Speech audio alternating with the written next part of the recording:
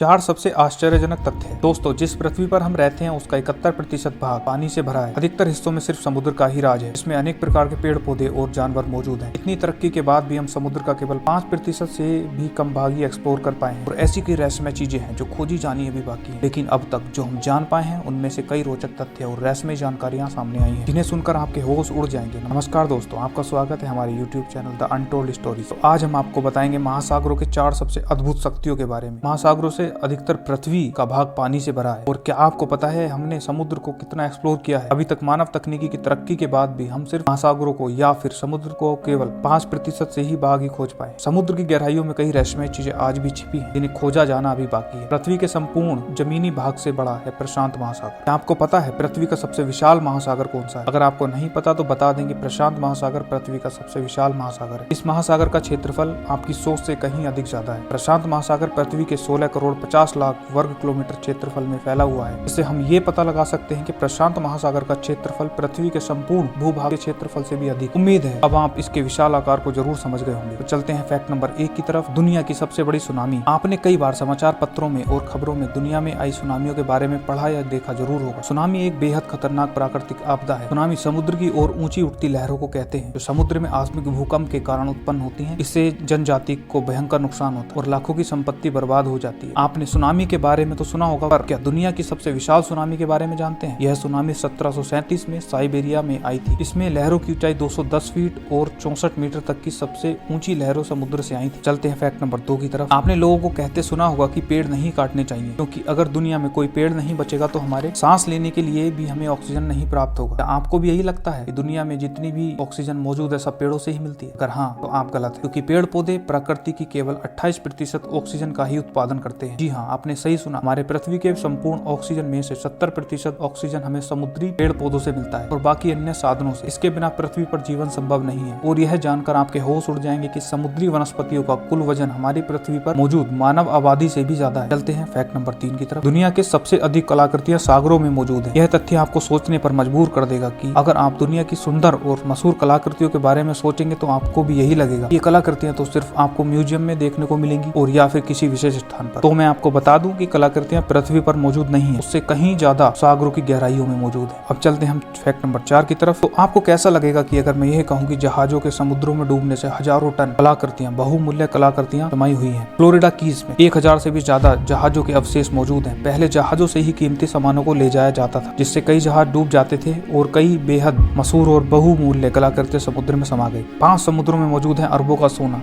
यह सच में आपको अमीर बना देने वाला तथ्य है, किंतु सुनते ही आप में से ज्यादातर लोगों के मन में सोना ही आता है। सोने को सोने की खदानों से निकाला जाता है और फिर उसका प्रयोग किया जाता है। पर क्या आप विश्वास करेंगे कि समुद्रों में इतना सोना मौजूद है? अगर आप पृथ्वी पर मौजूद हर इंसान को बांटे तो सभी को 4 किलोग्राम तक सोना प्राप्त हो सकता है। तो आज के लिए सिर्फ इतना ही। तो कैसा लगा ये फैक्ट वीडियो कमेंट्स में जरूर बताएं। आप किसी नए टॉपिक पे वीडियो चाहते कमेंट्स में लिखें। चैनल को सब्सक्राइब करें। जय।